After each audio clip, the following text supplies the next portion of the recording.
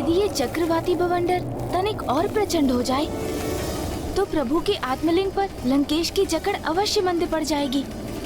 तब मैं यथाशीघ्र आत्मलिंग को अपने हाथों में लेकर यहाँ भूमि पर स्थित कर दूंगा, जिससे पिताश्री के आत्मलिंग यहीं स्थापित हो जाएंगे।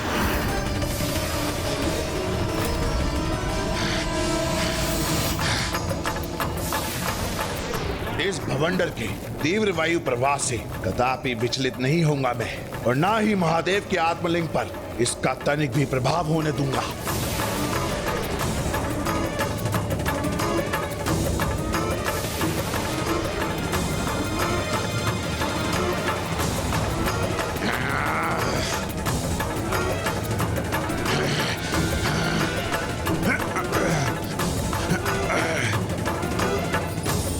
शीघ्र सफल होगी मेरी युक्ति।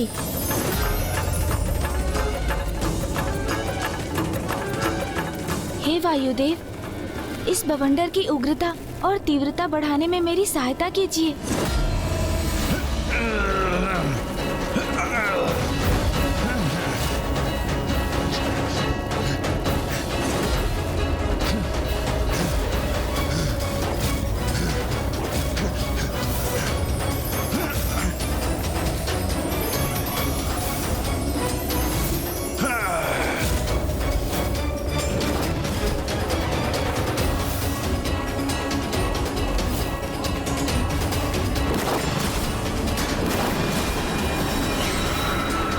ये क्या कर रहे हैं शिव नंदन गणेश जी? ये कैसी मुद्रा धारण की है इन्होंने? कई इस भवंडर के पीछे इन गौरी पुत्र का ही तो हाथ नहीं? तो उचित था मेरा संदेह कि आप मेरे मार्ग में बाधाएं उत्पन्न कर रहे हैं। गौरी पुत्र, सर्वप्रथम मूषक को भेजकर आपने आक्रमण कराया मुझ पर। जब वो युक्ति सफल नहीं हुई तो धूल का भवंडर उत्पन्न कर दिया आपने। ये आपने उचित नहीं किया गौरी पुत्र। अब लंकेश मेरी योजना के प्रति सजग हो गए हैं, इसलिए मेरा अभी सफल होना अनिवार्य है।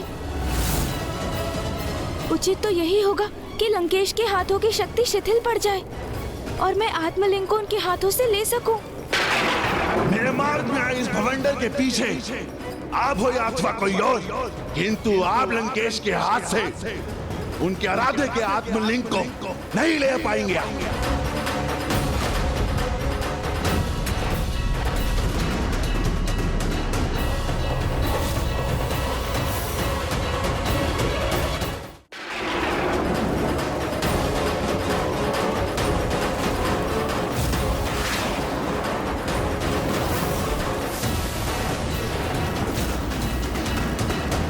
मुझे तो प्रतीत होता है लंकेश अब अधिक समय तक इस बवंडर के समक्ष स्थिर नहीं रह सकेंगे।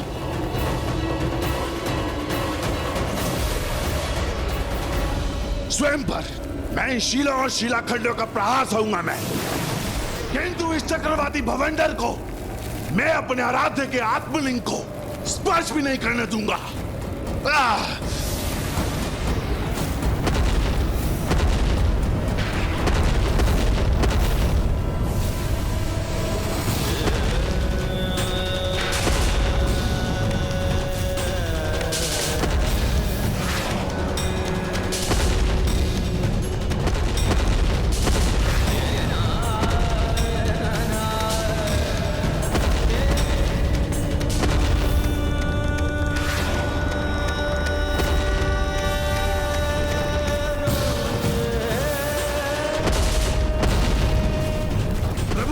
पीड़ा भी उनके वरदान के समान प्रतीत हो रही है मुझे। ओम नमः शिवाय।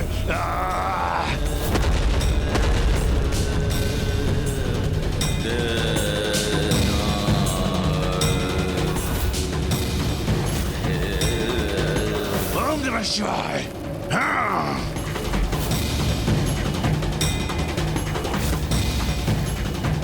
अद्भुत। अपनी तनिक भी चिंता किए बिना इस बवंडर को महादेव की आत्मलिंग का स्पर्श तो क्या उनके निकट भी पहुंचने नहीं दे रहे हैं।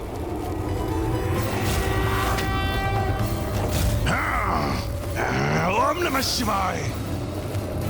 ऐसे महान शिव भक्त यदि उचित आशय और निस्वार्थ भाव से भक्ति करते तो इन्हें आत्मलिंग को अपने साथ ले जाने से रोकने की कोई आवश्यकता ही नहीं होती, क्योंकि मुझे पूर्ण विश्वास है कि इनकी निष्ठा और श्रद्धा के भाव को देखकर पिताश्री भी अवश्य अत्यंत प्रभावित हो रहे होंगे। एक महाशिव भक्त को इतने कष्ट में देखना अत्यंत कठिन है मेरे लिए।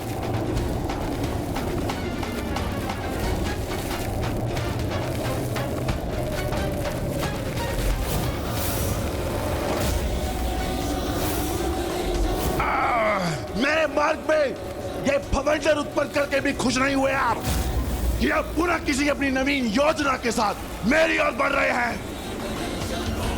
हे वायुदेव, इस भवंडर को शांत कर एक बार पुनः मेरी सहायता कीजिए आप। अब ये क्या करने जा रहे हैं?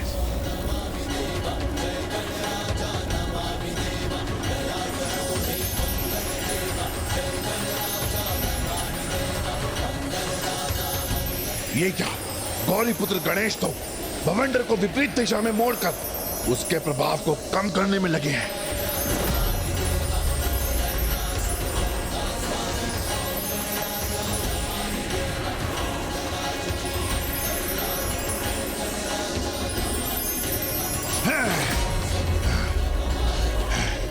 तो क्या गणेश जी ने ये भवंडर उत्पन्न ही नहीं किया, रोका है उसे?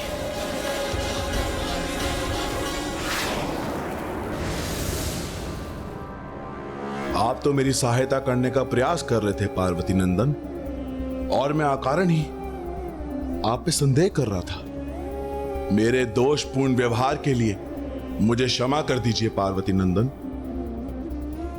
यहां एक और आप जो प्रत्यक्ष मेरी सहायता करने के लिए आप उपस्थित रहे, किंतु दूसरी ओर कोई और भी अवश्य है जो अदृश्य रहकर मेरे मार्ग में बाधाएं उत्पन्न करने का प्रयास कर रहा है। क्यों गणेश जी, मेरा संदेह उचित है ना?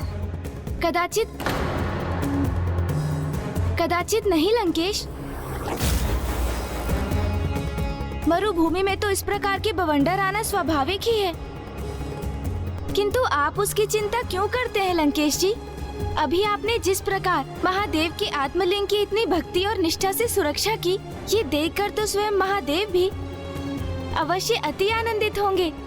और एक भक्त के लिए प्रभु की प्रसन्नता से अधिक महत्वपूर्ण भला और क्या हो सकता है?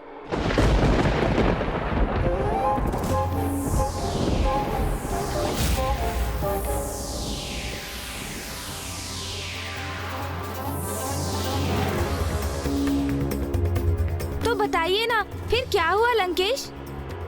देवता जब ऋषि बृहस्पति को मनाने वहां से प्रस्थान कर गए, तो ऋषि दधीचि ने उनके अस्त्रों को किस प्रकार अपने शरीर में समाहित कर उन्हें विध्वंसक से सुरक्षित किया?